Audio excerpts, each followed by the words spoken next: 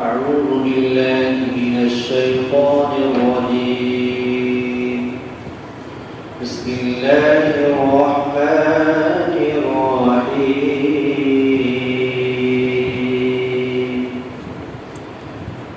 وإذا قيل لهم اتبعوا ما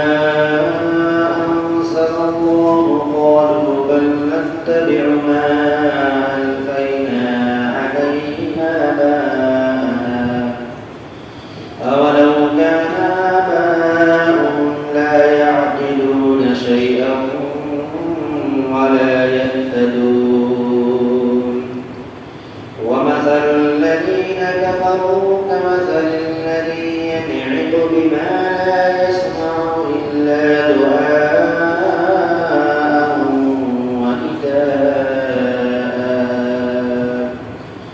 صم بكم عمي فهم لا يعقلون يا أيها الذين آمنوا كلوا من طيبات ما رزقناكم واشكروا لله إن كنتم إياه تعبدون صدق الله العظيم. اور یاد کیجیے اس وقت کو جس وقت کے ان کافروں سے کہا جاتا ہے کہ تم اتباع کرو اس کتاب کی جس کو اللہ تبارک و تعالیٰ نے نازل کیا ہے، تو وہ لوگ کہتے ہیں نہیں، بلکہ ہم اتباع کریں گے اس چیز کی، اس احکام کی یا اس تابعداری کی جس کے اوپر ہم نے اپنے آباء و اجداد کو پایا ہے۔ تو کیا وہ لوگ ان کے بھلے ہی ان کے آباء و اجداد کسی چیز کا نہ عقل رکھتے ہیں اور نہ کسی سیدھی راہ پر ہے، اور مثال ان کافروں کی اس شخص کی طرح ہے جو کہ پکارے ایسی چیز کو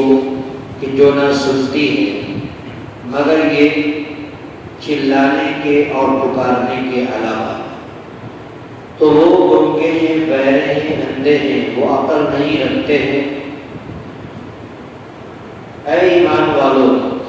کھاؤ ان پاکیزہ چیزوں میں سے جس کو میں نے تمہیں رزق عطا کیا ہے، رزق دیا ہے، اور اللہ کا شکر ادا کرو اگر تم اسی کے بندے ہو، یعنی انہی کے بندے ہو۔ سورۃ البقرہ کی 3 آیت کریمہ کی تلاوت ہوئی۔ اس 3 آیت کریمہ کے اندر ایک خاص پیغام اللہ تبارک و تعالی ایمان والوں کو دینا چاہتے ہیں، اور یہ بتانا چاہتے ہیں کہ جو لوگ ایمان والے ہیں اور جو لوگ کافر ہیں ان کے درمیان کچھ نہ کچھ فرق ہے۔ اس سے قبل والی آیتوں کے اندر اللہ تبارک و تعالیٰ نے تمام انسانیت کو مخاطب کرتے ہوئے کہا تھا کہ جو چیزیں زمین میں ہیں اسے تم حلال اور پاکیزہ بنا کر کھاؤ، اور یہاں پر جب اللہ تبارک و تعالیٰ نے اس سے قبل یہ بات پوری انسانیت کو مخاطب کیا اور یہ بھی بتا دیا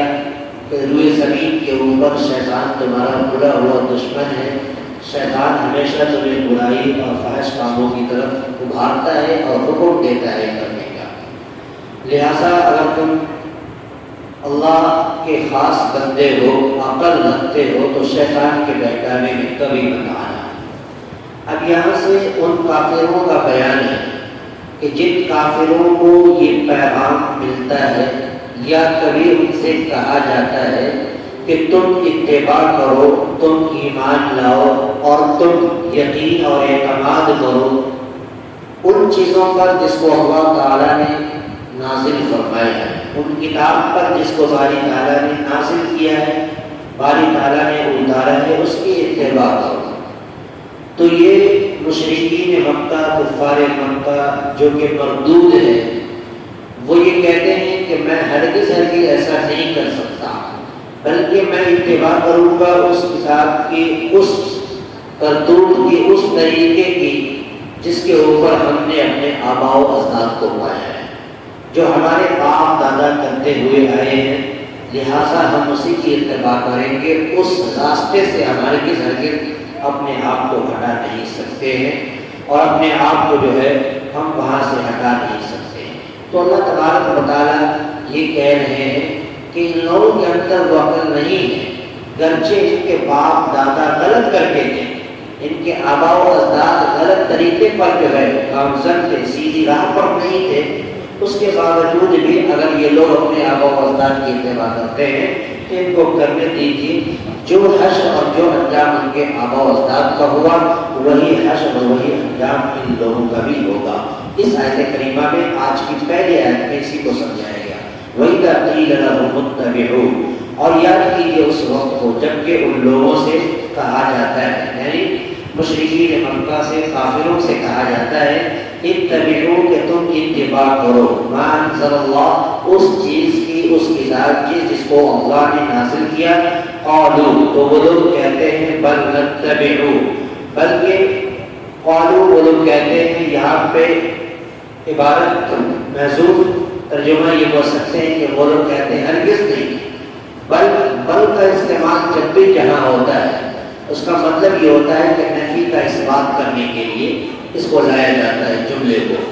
تو بل نتبع ما الفینا علیہ آباءنا، بلکہ ہم اتباع کریں گے اس طریقے کی،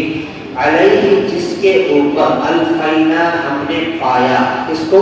آباءنا اپنے آباء و اجداد کو، جس طریقے پر ہم نے اپنے آباء و اجداد کو پایا ہم اسی کی اتباع کریں گے، ہم قرآن اور سنت کی اتباع نہیں کر سکتے۔ اولو کان آباؤہم لا یعقلون شیئا ولا یہتدون، تو بھلے ہی ان کے آباء و اجداد عقل نہیں رکھتے، بے عقل ہے، ان کے اندر عقل سلیم نہیں ہے کسی چیز کی، ولا یہتدون، اور نہ وہ کوئی سیدھے راہ پر ہے کہ وہ یہ سوچتے ہوں گے کہ ہمارے آباء و اجداد سیدھے راہ پر تھے یا عقل والے تھے، اچھا کام کر کے گئے، لہٰذا ہمیں اس کی اتباع کر کے ہم بھی جو اچھے بن جائیں گے، تو یہ کافروں کی یہ خام خیالی ہے۔ معلوم یہ چلا کہ اس کے اندر جو ہے اللہ تبارک و تعالیٰ نے یہ حکم دیا کہ اتباع انہی چیزوں کی جائے جس کو اللہ نے نازل کیا، جس چیز کے اندر، جس راہ کے اندر، جس طریقے میں اللہ کی رضامندی، رسول اللہ کی رضامندی ہے، اسی کی اتباع کرنے میں انسانیت کی خیر ہے، ایمان والوں کی خیر ہے، ورنہ اس سے ہٹ کر کے اگر کوئی کسی چیز کی اتباع کرتا ہے تو پھر اللہ تبارک و تعالیٰ اس کی کوئی خیر نہیں ہے اللہ کے نزدیک، بلکہ وہ برباد ہے، بیکار ہے۔ اب انہیں کافروں کا ایک مثال بیان کیا، ایک ایگزامپل بیان کیا کہ وہ کافر جو لوگ اس طرح کی بات کہتے ہیں، وہ ان کی مثال اس شخص کی طرح ہے جو کہ کسی ایسی چیز کو پکارتا ہے، کسی ایسے جانور کو پکارتا ہے، نہ تو جس کے اندر سننے کی صلاحیت ہوتی ہے، نہ تو جس کے اندر بولنے کی صلاحیت ہوتی ہے، سوائے بولنے کے، پکارنے کے اور چیخنے کے اور کچھ نہیں ہوتا ہے۔ ایک جانور ہے، جس جانور کے پاس آدمی چلا جائے اور اس کو کچھ اپنے حاجت روائی کے لیے اگر اس کو پکارے تو وہ جانور سوائے چلانے کے اور بولنے کے اور چیخنے کے کچھ نہیں کر سکتا ہے۔ تو لہٰذا یہ کافر جو ہے ایسے لوگوں کو پکارتے ہیں، ایسے لوگوں کی اتباع کرتے ہیں جس کے اندر جو ہے وہ صلاحیت نہیں ہوتی ہے کہ ان کی حاجت روائی کر سکتے، ان کی پکار کو سن سکتے، اور سوائے وہ لوگ جو ہے چلانے کے اور کچھ نہیں کر سکتے۔ تو ایسے لوگوں کو اللہ تبارک و تعالیٰ نے کہا کہ یہ گنگے ہیں، بہرے ہیں، اندھے ہیں، ان کے اندر عقل سلیم ذرہ برابر نہیں ہے۔ وَمَثَلُ الَّذِينَ كَفَرُوا، ان کافروں کی مثال، کمثل الذین، اس شخص کی مثال کی طرح ہے، یَنْعِقُ بِمَا لَا يَسْمَعُ، کہ جو پکارتا ہے ایسی چیز کو، لا يسمع جو نہ سنتی ہے، الا دعاء ونداء، مگر صرف پکارنے کے اور چیخنے کے، صم بکم عمی فهم لا یعقلون، بہرے ہیں، گونگے ہیں، اندھے ہیں، وہ عقل نہیں رکھتے ہیں، ان کے اندر عقل ذرہ برابر نہیں ہے۔ اب آخری آیت کے اندر اللہ تبارک و تعالیٰ ایمان والوں کو ایک پیغام دے رہے ہیں، اور یہ کہہ رہے ہیں کہ اے ایمان والو تم کھاؤ کس چیز میں سے؟ من طیبات، یعنی پاکیزہ چیزوں میں سے کھاؤ جس کو ہم نے